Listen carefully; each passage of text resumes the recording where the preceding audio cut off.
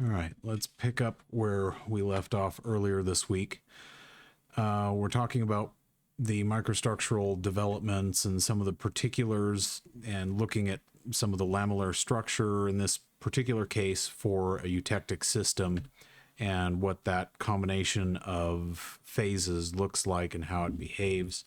That way we can get a more clear sense of what's actually happening for each of these so that we know where to go from here. So we have a lot of things that we need to understand here. So let's take a look at this example to clarify again kind of where we're at.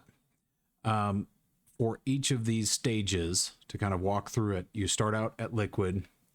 As you cool down to this phase envelope, you start to get alpha crystallizing out of the liquid. Then as you continue to cool down to about 200 or so, where I think this line is taken, we have a tie line with an R and S, and we have two different compositions.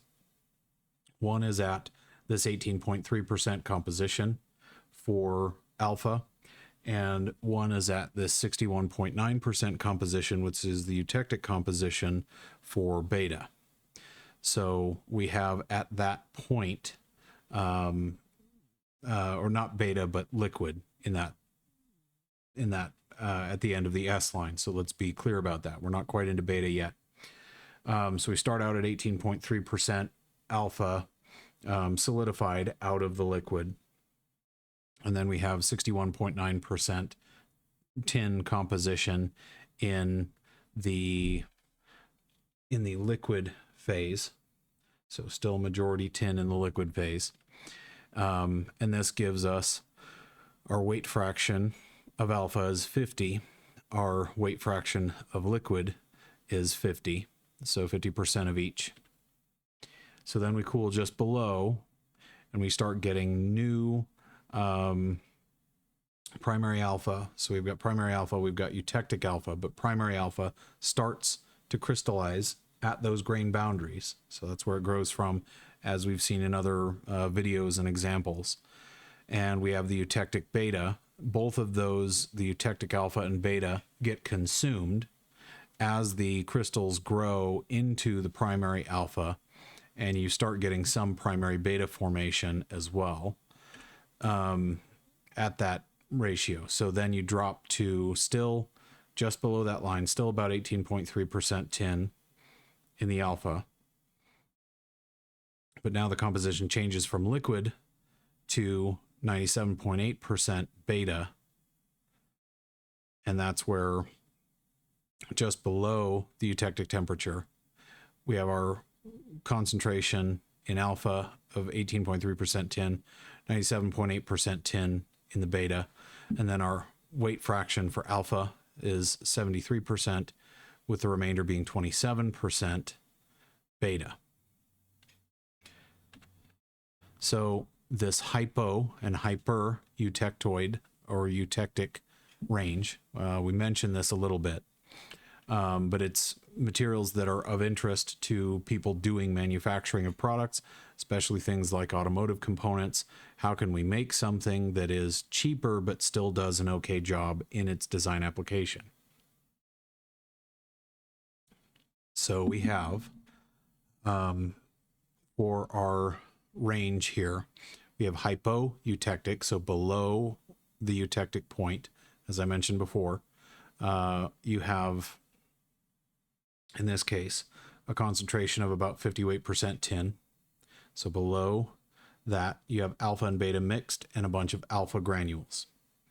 At the eutectic point, you have alpha and beta in this microstructure. Above it, you have a hyper-eutectic alloy with beta granules and alpha and beta as that eutectic microstructure. So this is for illustration rather than for than exactly what it is. This is the same image for both of these, just a couple different colorations to exaggerate the point.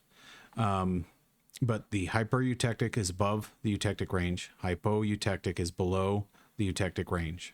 below the eutectic composition specifically.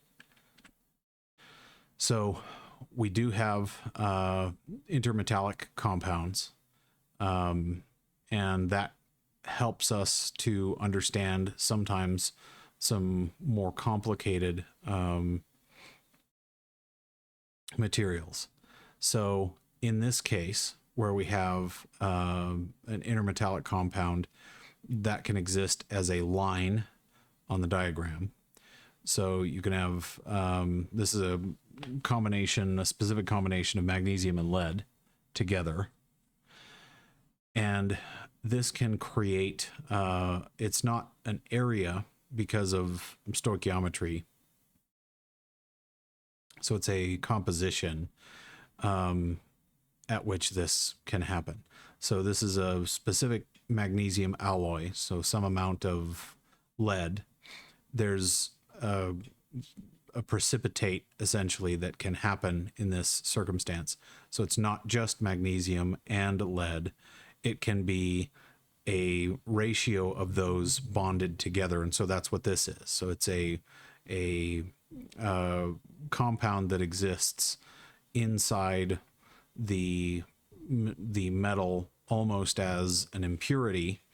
So you have alpha and liquid envelope. You have the liquid envelope up here. You have liquid and this magnesium lead compound. Then you can have liquid and magnesium in this range too. So you have two different areas where this happens. Then you have beta and liquid. Then you have the beta phase, and then you have beta and this magnesium compound, or you have this whole envelope where magnesium and alpha, so the alpha and the magnesium lead compound forms. So above these ratios, you can start having some different kinds of behaviors, and these intermetallic compounds create some differences in the way that these materials behave on the phase diagram. So these terms, eutectic, eutectoid, and peritectic, become important, especially for multiphasic diagrams, as well as diagrams that have not just multiphasic diagrams, but these multiphasic envelopes with things like these intermetallic compounds that create multiple different kinds of phase boundaries. So eutectic means the liquid transform of two solid phases together. So this means you could have multiple eutectic points for a more complex phase diagram. So for now, the liquid goes back and forth to alpha and beta. For the lead-tin combination, that's 183 C and 61.9 weight% tin. A eutectoid is one solid phase transforms into two other solid phases. So eutectoid is a lower temperature at which you have a similar splitting of one solid into two other solids. So gamma, between cool and heat equilibrium across the threshold, turns back into alpha plus, in the case of iron carbide, Fe3C, which is an intermetallic compound, also called cementite. So in the iron phase diagram, we're going to see a lot of this kind of behavior, where you have iron carbide formed.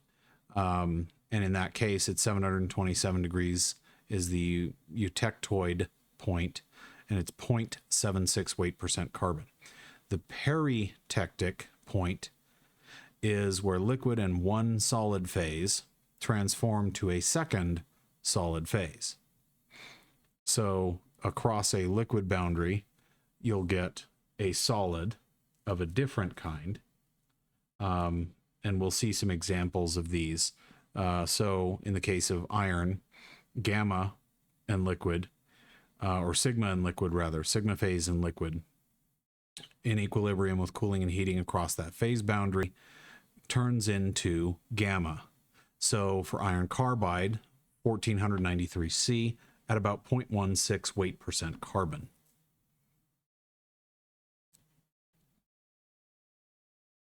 So eutectoids and peritectics can be visualized here on the copper zinc phase diagram. So there's a lot to digest here, but you start breaking it down by things that make sense. Here's your liquid phase envelope, all the material being liquid. There are 3 regions below that phase boundary where you have liquid and solid together. So you have a peritectic point denoted by the P here, where above this line you have, below this line you have liquid and some other solid. Above this line you have liquid and a different solid. So it transforms from sigma to delta. This is our lowercase delta here. I think I said sigma earlier. Delta and liquid. So yeah, here in the example of iron carbide, delta plus liquid, this is gamma, becomes alpha in iron carbide or cementite. This is solid and liquid becomes a different solid. So delta and liquid become gamma. Clarify there.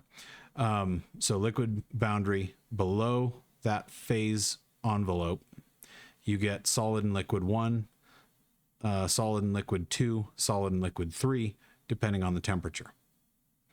So peritectic point is transition here from epsilon liquid to delta and liquid.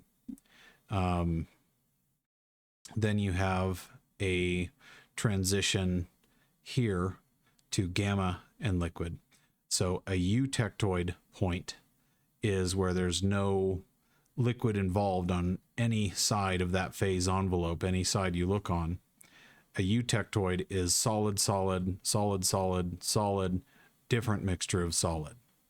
So the delta goes away, and there's no delta that can exist below 560 C, this eutectoid point. Above the eutectoid, you can get delta, but until 560 C, you can only have gamma and epsilon. So that's what's encapsulated here in this region. So below this weight composition, below this phase envelope, you have all gamma on this side. And then as you continue to increase in composition at a given temperature, you start to get into gamma in some liquid. And then as you increase more and more and more and more zinc, it goes to liquid, and so on. So you have the peritectic and you have the eutectoid transformations. So there's 2 peritectics in this circumstance. This is also a peritectic. So a couple different types of solids to another type of solid becomes very important. So iron carbon phase diagram. This is kind of the big monster. We spent a lot of time on this one, and it's for good reason, because we need to really thoroughly understand exactly what this is doing. The iron carbon phase diagram transitions to, we have gamma or austenite. We have our delta, which is a very, very small region, very low carbon percent, almost none, is where we can see delta. So it's very small. So austenite, most common form of crystal that you're going to encounter in most varieties of steel.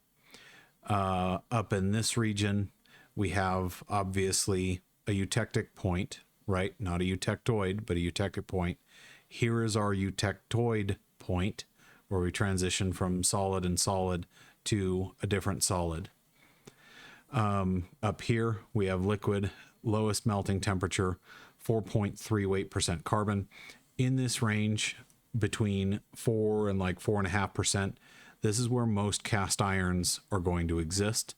The reason being, it's the lowest process temperature, because again, the difference between 1148 C and 1500 C is a very large difference in energy to melt the material. So casting iron at lower temperatures is a lot easier. And this is where most of those cast irons are going to exist, is in this lower range where the temperatures of melting are lowest. Makes sense. Takes the least amount of energy to melt those, easiest to therefore cast. And that's why those are typically used to cast materials. So we have our alpha, so it's a very narrow region. We have above this eutectoid point here, alpha and gamma, or austenite, so alpha and austenite. You also can have gamma and iron carbide, or cementite. Down here you have alpha and cementite, or iron carbide. Above this eutectoid or eutectic point, above the eutectic point, above that eutectic temperature, you have some liquid on either side, depending on where your composition is, unless you're below this 2%. If you're below this 2%, you're solid all the way up until about 1500 C, depending on the specific composition. So somewhere between 1200 and 1500 C, depending on what your weight % carbon is, you're mostly going to be in the austenite region. So a lot of steel processing happens all in here in this region below about 2%, and mostly transitioning back and forth across the austenite and austenite liquid, back and forth through some amount of alpha or iron carbide, depending on the specific composition and some specifics of the processing. So the eutectic point A and the eutectoid point B are critical for our understanding. So we get alpha ferrite, which is soft iron, and we get cementite, named because it's hard, cement-like in its behavior. This looks under the microscope like these zebra stripy microstructures called pearlite. So pearlite becomes mission critical in hardening materials, because the pearlite, as you can imagine, if you try and compress these grains, these stacked grains like this really don't like to compress very much. So these are very hard compared to the very soft ferrite that are surrounding them. So these are what the hardened edges of steel are composed of. So a hypoeutectoid steel is below the eutectoid point in concentration. So as it starts out over 1100 C, it's all austenite. As we cool it down, we start getting granulation and growth at those grain boundaries of alpha. We start getting a mixture of alpha and gamma in this region as we cool down to about 750, 740, something like that. We're still above the eutectoid point. As we transition below, we get pearlite forming, and it stays pearlite the rest of the way as it cools down. So a hypoeutectoid steel has a lot of proeutectoid ferrite and pearlite, some pearlite in the mix. So our tie lines for RNS at that point, just above this eutectoid point, above the eutectoid temperature, our tie lines give us our weight fractions. Mathematically, because of simplicity, we can say that the weight fraction of the second material, or the material to the right, is the same as 1 minus the weight fraction of the other thing. If there's only two things, then this should make sense. So looking at our perlite, we can calculate our R and S for both of these circumstances. And the best thing you do here is just to estimate by drawing these lines down. So there is some error associated with this. But the weight fraction of perlite is the weight fraction of gamma.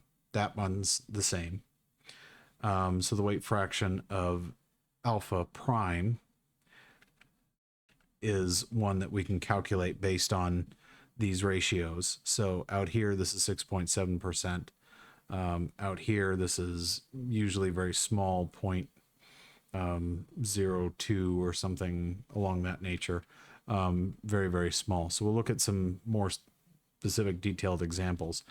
When we bring this higher in carbon concentration, so more carbon in weight percent in our iron, above 1% here at about, this is what, 1.2%. Gamma austenite is where we start at about 1000 C. So we're red hot steel at this point in time. Anything above the, more or less above the eutectoid point, is glowing red and emissive. So anything above that region, like we've seen in a lot of the forging videos and things that we've been using, that's in this austenite region. And a lot of those steels that are being used in those forging videos are in this range of carbon steels. So this is a steel phase diagram that we've seen visually a lot. When that steel turns red hot, it's usually getting to be on the order of about 1000 or so.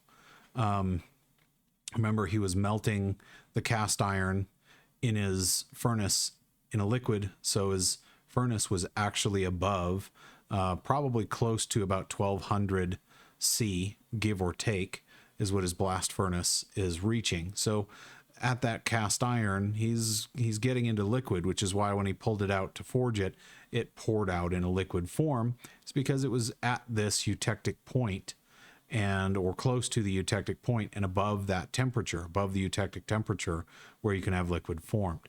So the reason why he couldn't forge that is, it turns out it's very hard to forge a liquid because there's just not enough solid present. So that's why that happened. So that austenite, as it cools and we start getting gamma and iron carbide, you start getting mostly gamma crystallizing. So you get this nucleation at these grain boundaries. As you continue to cool, you get these iron carbides, because we've already got gamma, so we've got iron carbide starting to creep in. We get more and more iron carbide and gamma. Then below that eutectoid point, we get mostly perlite, very dense perlite. So these are higher carbon steels, and they tend to be much richer in perlite as they cool down through this process. So for a given carbon composition, as we continue to cool, we do change our ratios of how much is one phase and how much is another. And we're going to talk a lot more about grain boundaries and all of those things. At that point, we're going to use V and X for this calculation instead of R and S, which often causes much confusion, but the math is the same. So the weight fraction for austenite at this temperature, just above the eutectoid point, just above the eutectoid temperature,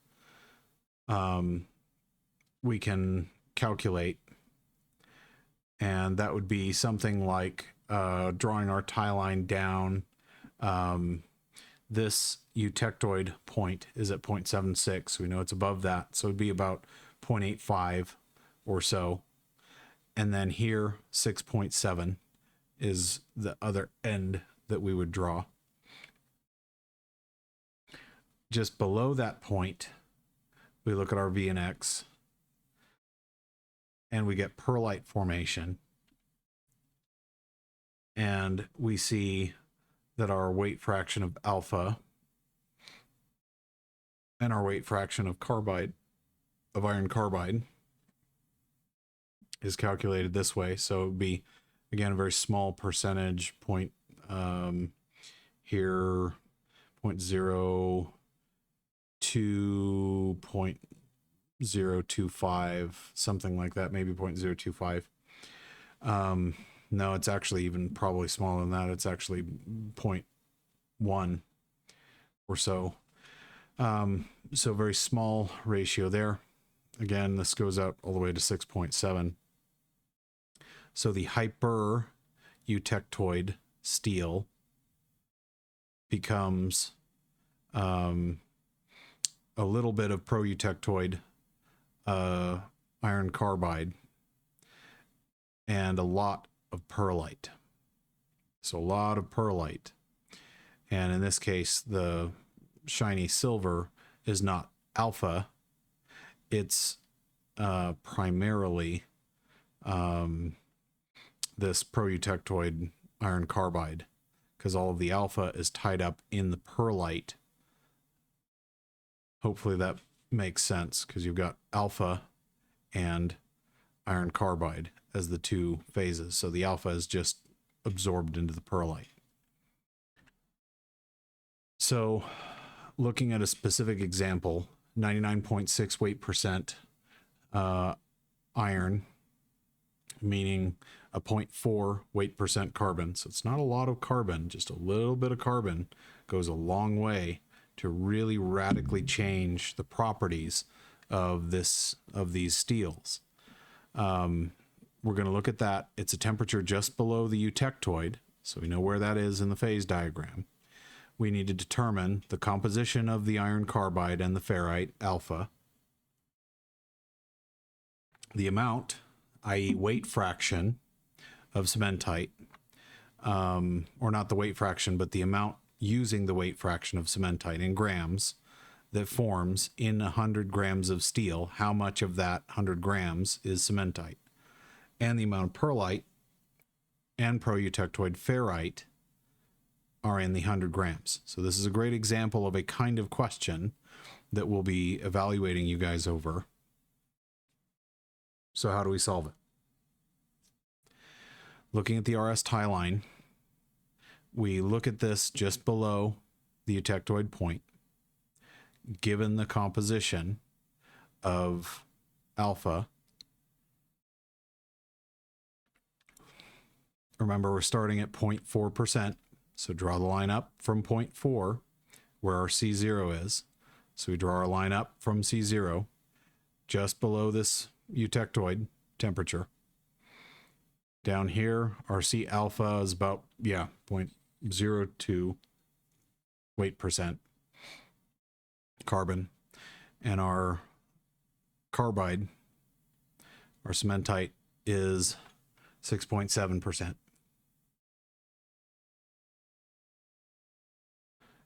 Using the lever rule with the tie line shown, what do? R over R plus S. R is the difference between C naught or C0 and C alpha, and the difference between 6.7 and C0. So we know C0 or C alpha here is 0.22. So we can rearrange this and get our 0.057 as our weight fraction of carbide, meaning the amount of carbide in 100 grams of steel is that 100 grams times the weight fraction, or 5.7 grams out of that 100 grams is carbide by mass. So that's pretty cool. Now we need to look at what our ratios are, because we've figured out what the composition of the iron carbide and ferrite are.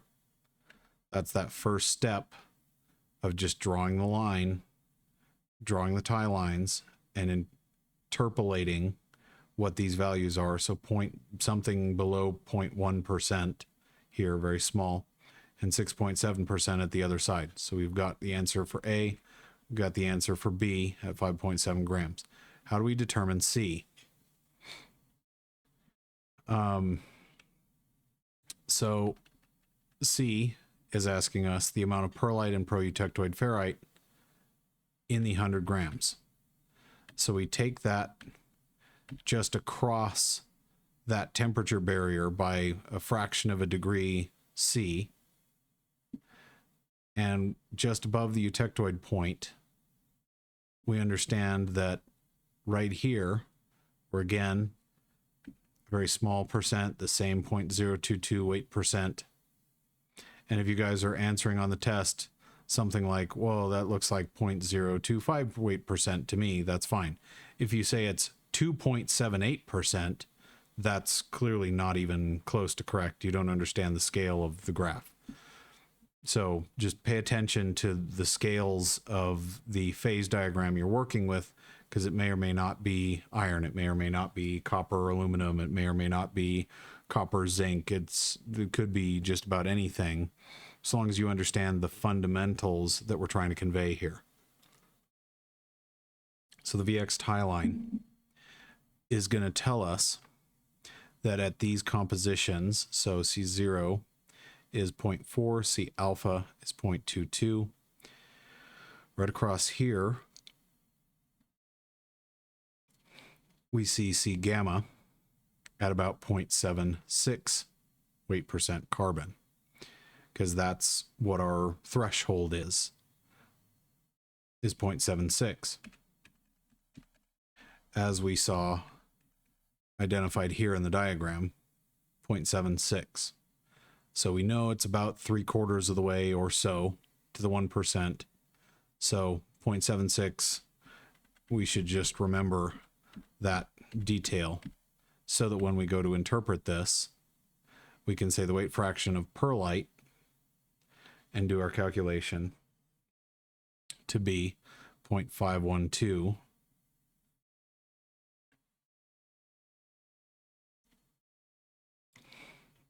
Multiply our weight fraction into that 100 grams, 51.2 grams out of the 100 grams is our perlite amount.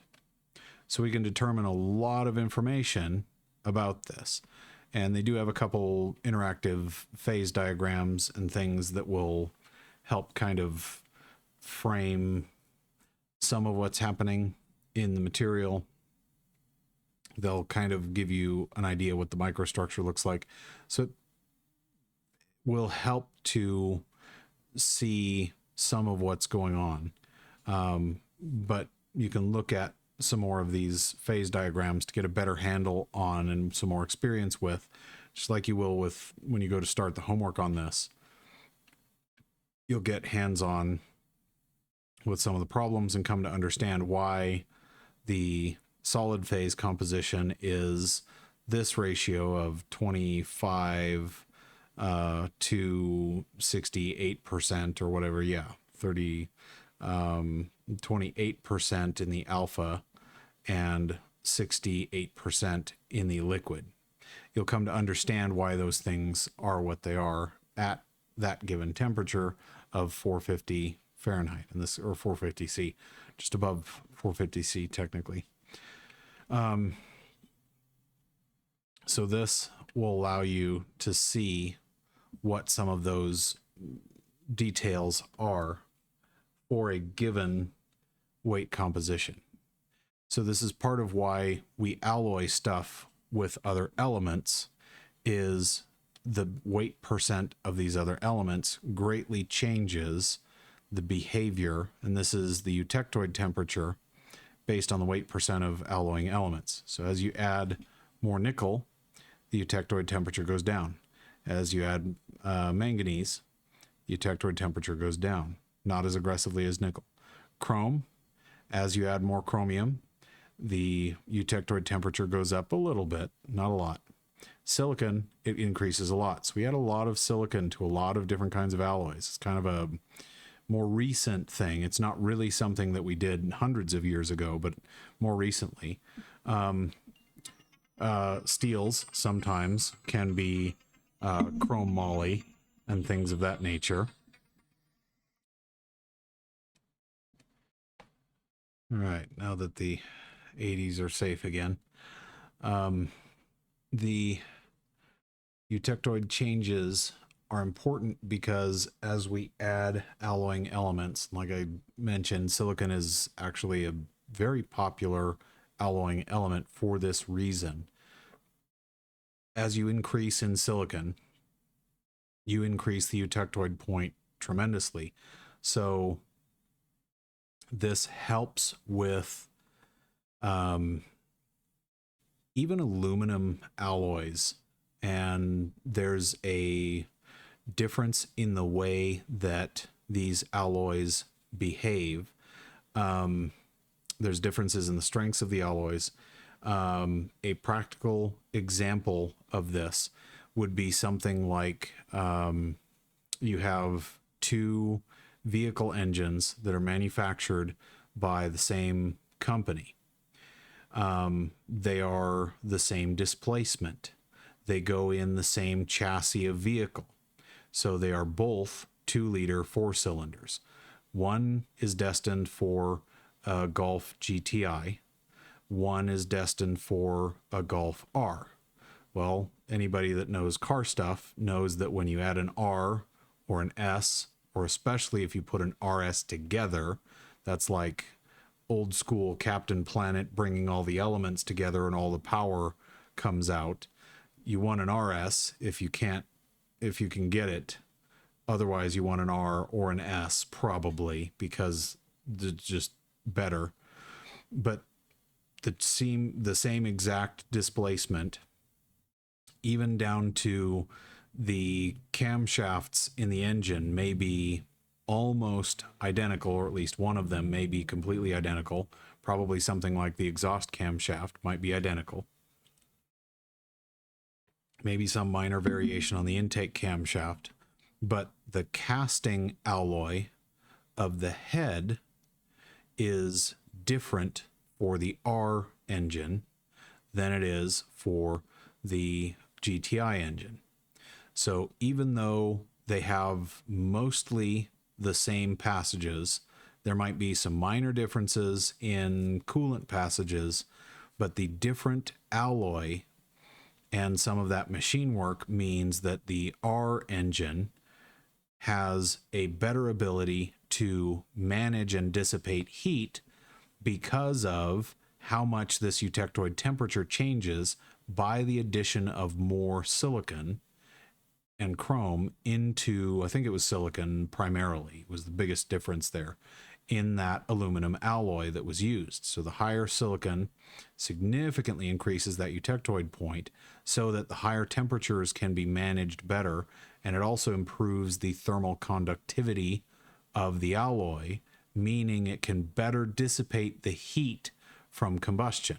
So what that means in terms of the end performance of the system is, in one engine it may only make about 240 horsepower, but the other engine, because of those changes in alloys and the heat management, that engine can have the same kind of warranty and the same kind of life expectancy, the same kind of wear expectancies and all of those things at a higher, about 300 horse output.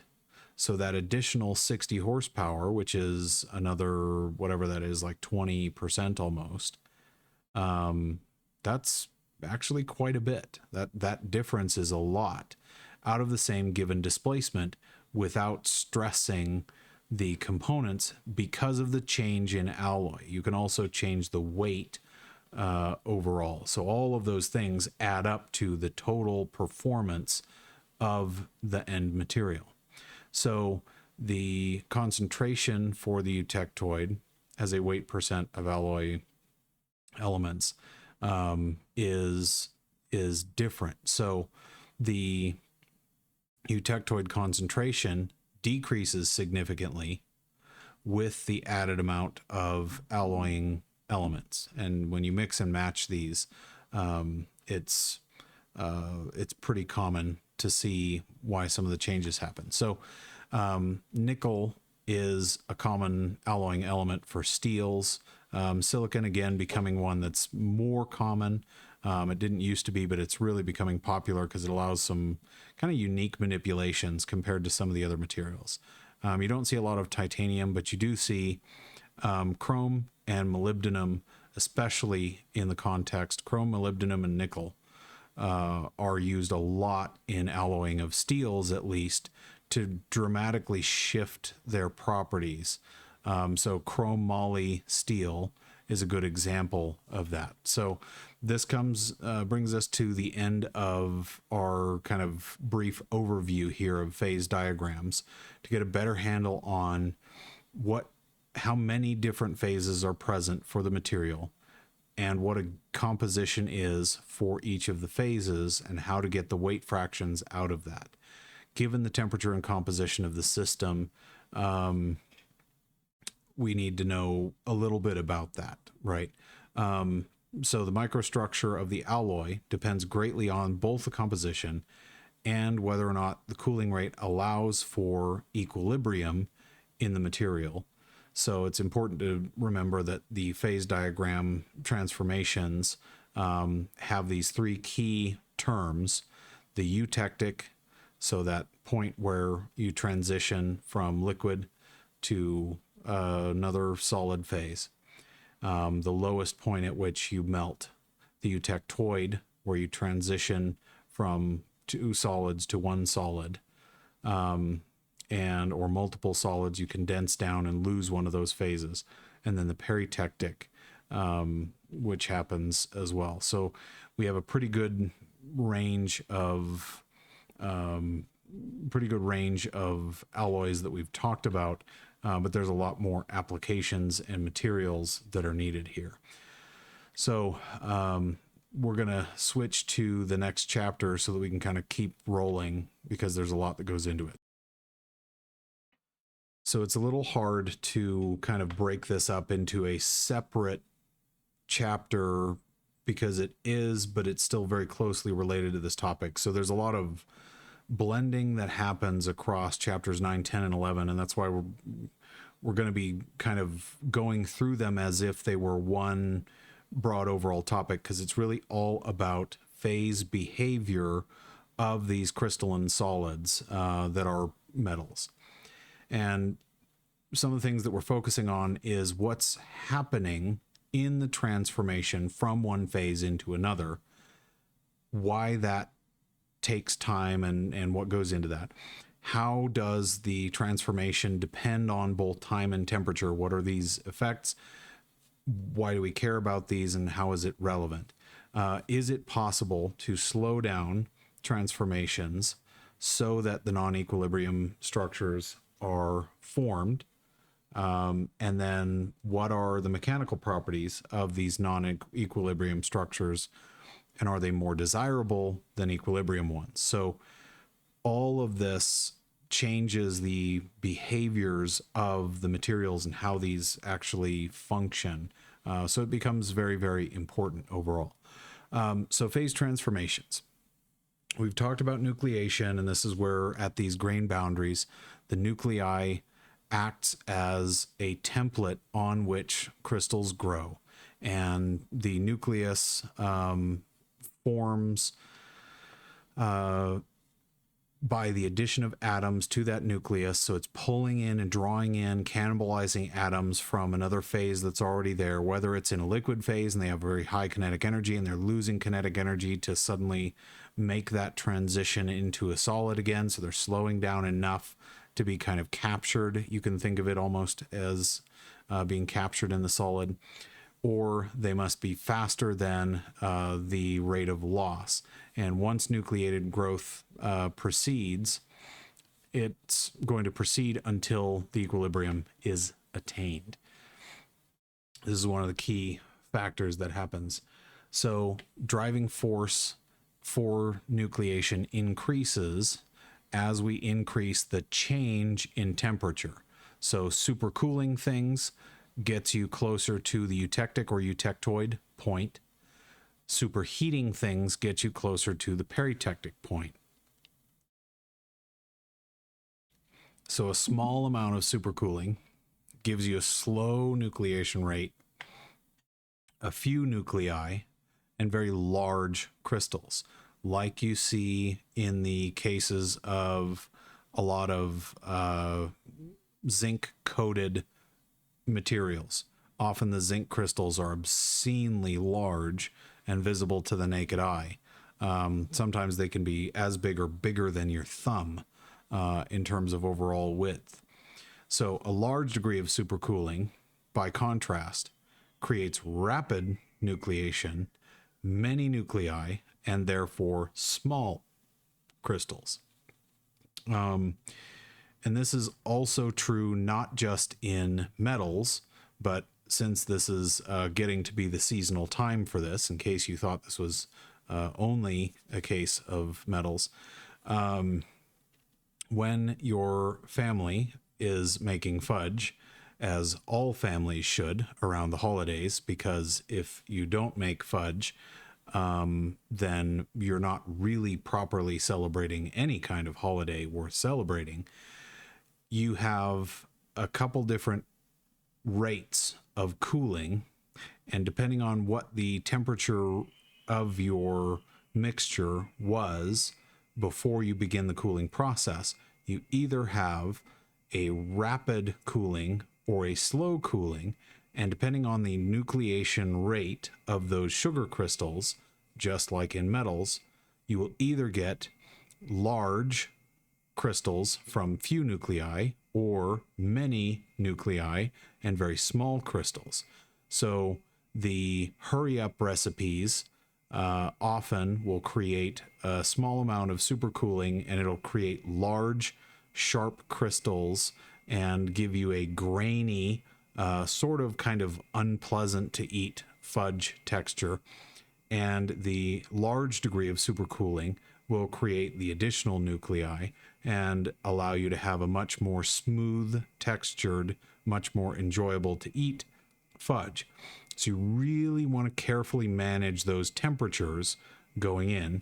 And if you're confused on this, there's probably plenty of YouTube videos from the likes of Alton Brown from many years ago explaining how this actually works. But it's the same concept in metals, because you want, in many instances, homogeneous nucleation using a considerable degree of supercooling.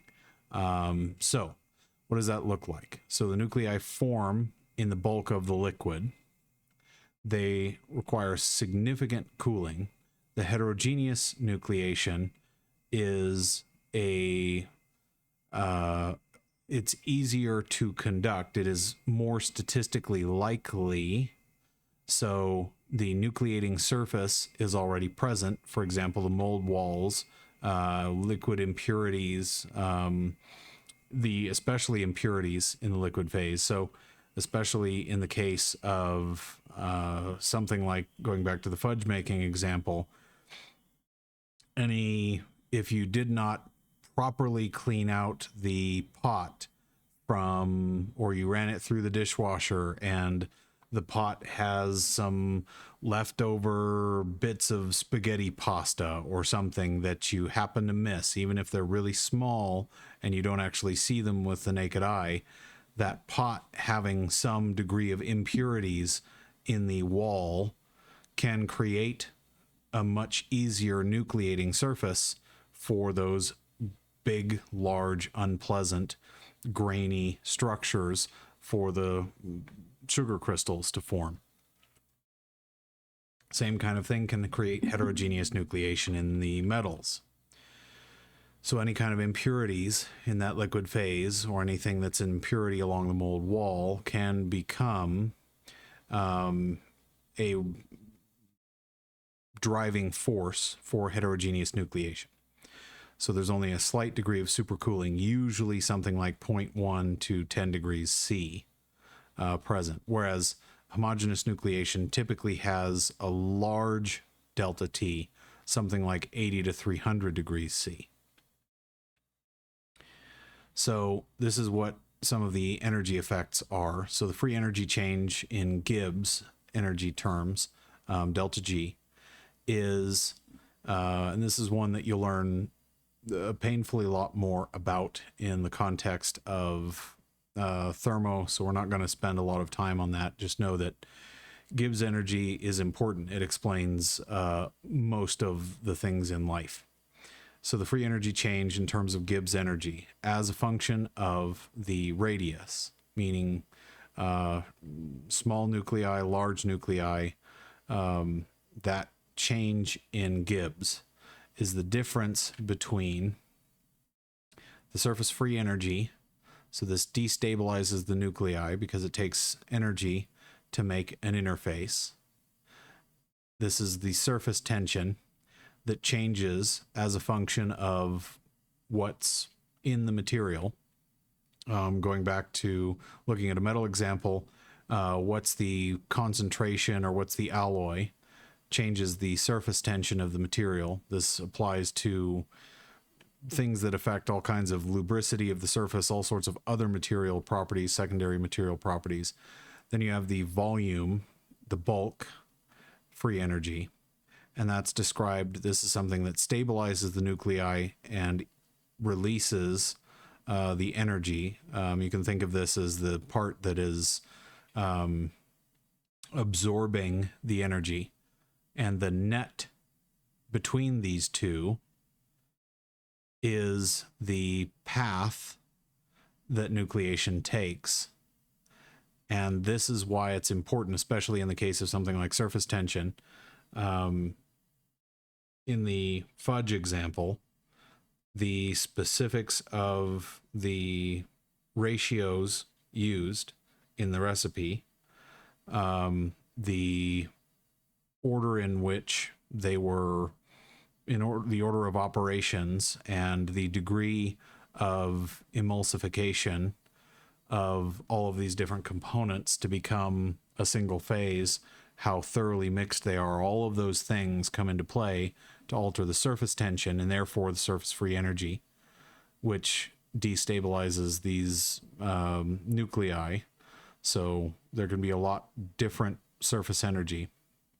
That difference between these two is what actually creates the total free energy picture, and the total free energy determines that path, that energetic path, determines the end nucleus, or the average radius of each of the nuclei. So there is a critical R star at which above that is growing nuclei, below that is nuclei shrinking and becoming smaller. So balancing this is part of the trick. The driving forces there, it's really important to mention this. I'm glad I caught that. The driving force here for the radius less than R star, the nuclei shrink. For the radius greater than R star, the nuclei grow. This is to reduce the total surface energy, because that's the driving force. Is the molecules don't want to maintain a really high surface energy because that requires them to physically do a lot of work to maintain that, a lot of kinetic energy, a lot of high energy collisions, and things don't naturally want to stay in a high energy state. They naturally want to fall to a lower energy state. So that's your driving factor for all of this. And then solidification becomes this. The solidification becomes this critical radius is a factor based on the surface tension and melting temperature. So it's directly proportional as the surface energy and melting temperature. It's inversely proportional to the latent heat of solidification, and the delta T, the degree of supercooling. So how much cooling load is being put into this system. So how much energy are we extracting? How quickly and what is the melting temperature of that thing, and then the surface free energy based on the composition of the thing being solidified. So delta HF and sigma are weakly dependent on the delta T.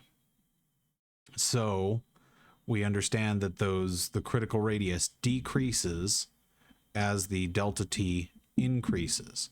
So really large delta T, really large cooling rate, can radically reduce that nucleation radii. So for typical delta T, that critical radii is about 10 nanometers or so. So a rate of phase transformation has to do with an area called kinetics. It's the study of reaction rates and phase transformations. In order to determine this, you measure the degree of transformation as a function of time while maintaining a constant temperature. So how is degree of transformation measured? And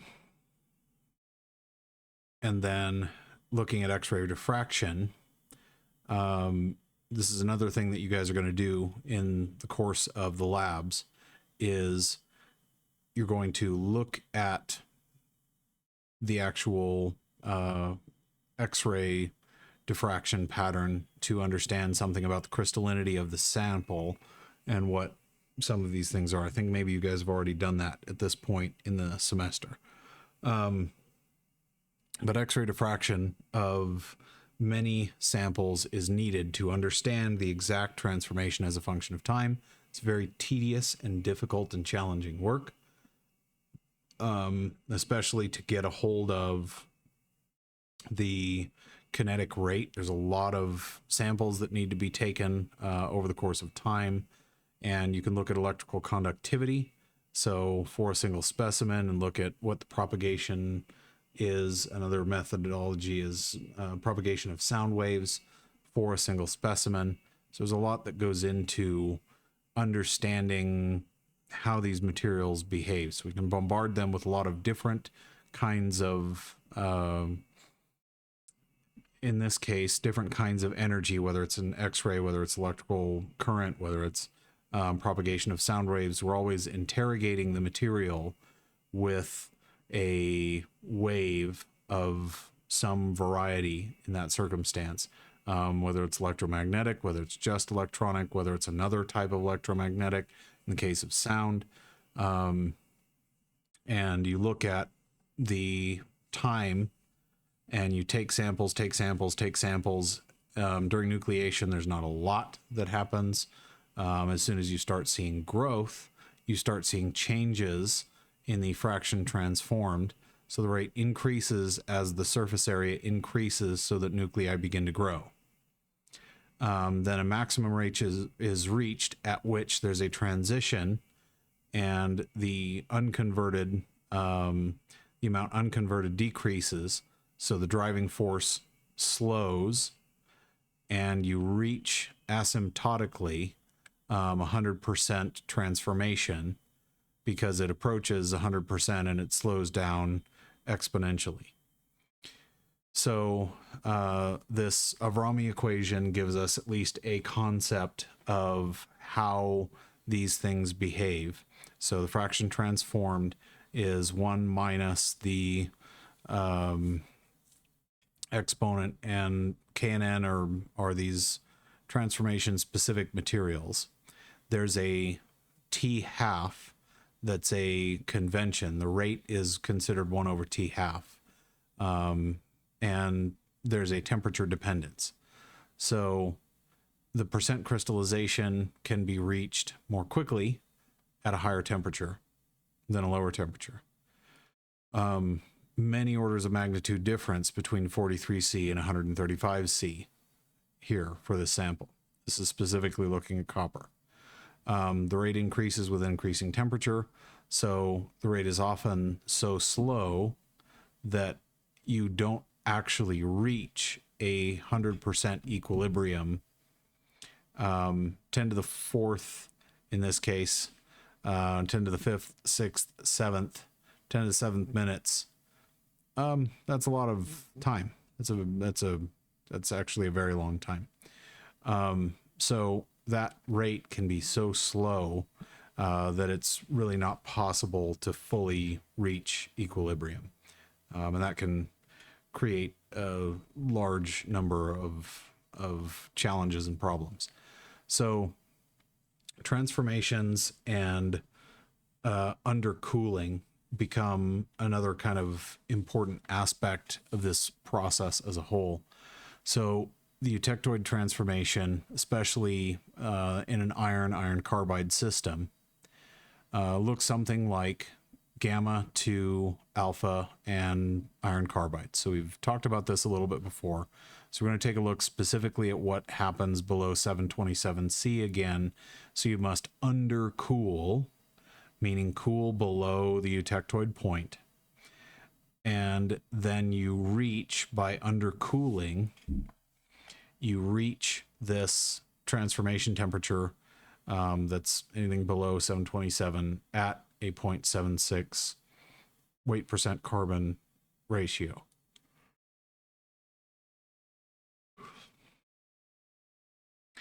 So below that, when you've undercooled,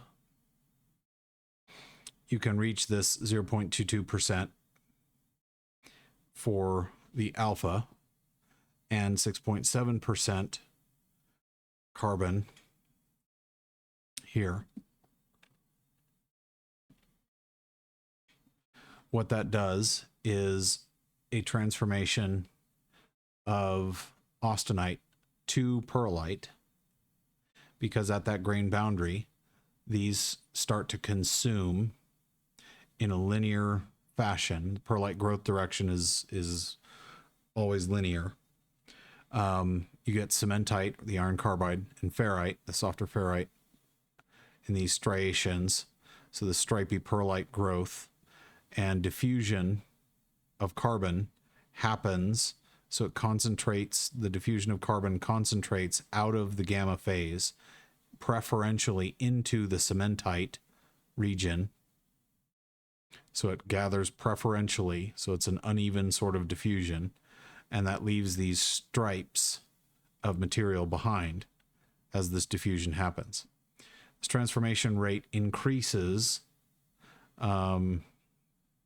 with the difference between the eutectoid temperature and the actual temperature. So when the delta T is larger at 600C, the delta T is larger.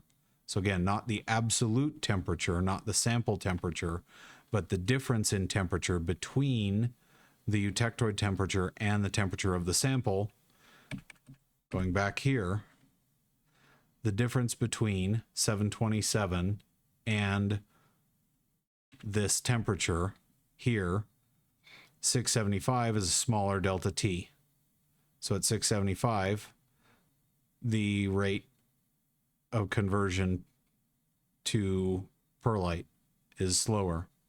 At 600C, it's a much larger delta T, so it happens a lot faster. So the austenite disappears to 0%. The pearlite increases to 100%.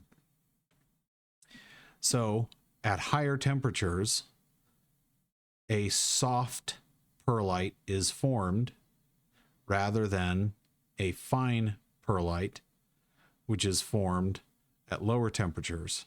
So the more quickly you can get this delta T, the bigger you can get this delta T, the faster pearlite grows, the faster this diffusion process happens, and the harder your material becomes. This is why we do quenching, and this is what that looks like on the phase diagram. So it's an isothermal transformation, meaning at a given temperature, we're going through a process here.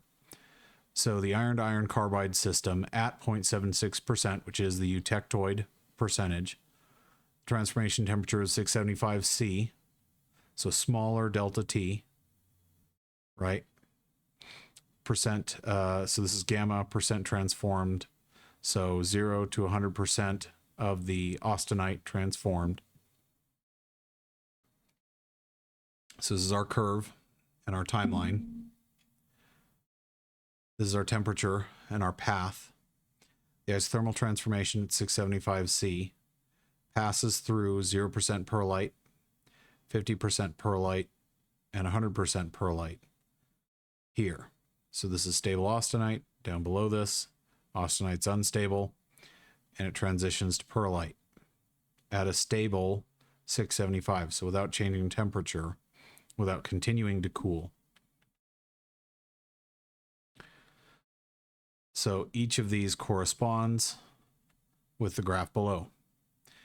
So another look at the isothermal transformation. If we hold at 625 C, so a little faster, we cool faster to 625.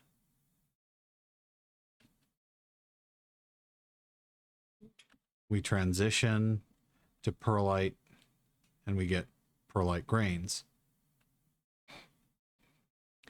But what about non-eutectoid compositions? And what does that look like?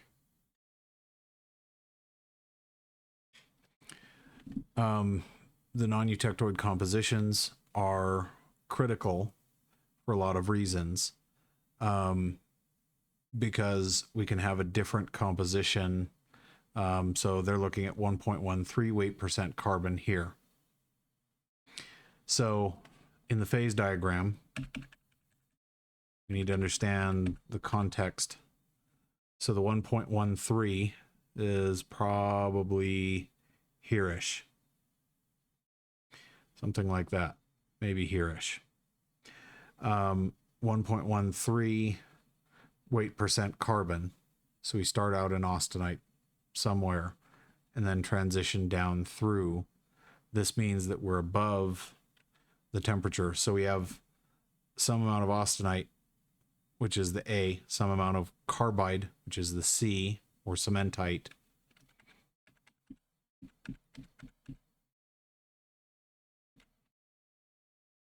So austenite over here, austenite and cementite here, then austenite and perlite in this region, perlite in this region. So this is a cooling curve, time temperature curve. This, yeah, 1.13%. There we go. 1.13%. And what this can do as we transition through that range, and this is the last concept we'll touch on for today, is bainite. So it's another transformation product, combining cementite and alpha ferrite. So this is elongated iron carbide particles in a ferrite matrix. So a lot of ferrite with a bunch of these cementite particles. It's diffusion controlled, and this isothermal transformation at 0.76% looks like this. 200% perlite. Down here, below this region, it's cooled fast enough in terms of time.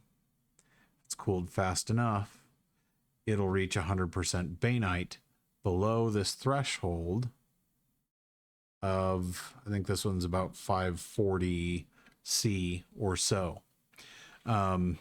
So that rate of cooling, the rate of subcooling here, will greatly change the structure between perlite and bainite, and that difference in rates of cooling greatly affects the end behavior of the material.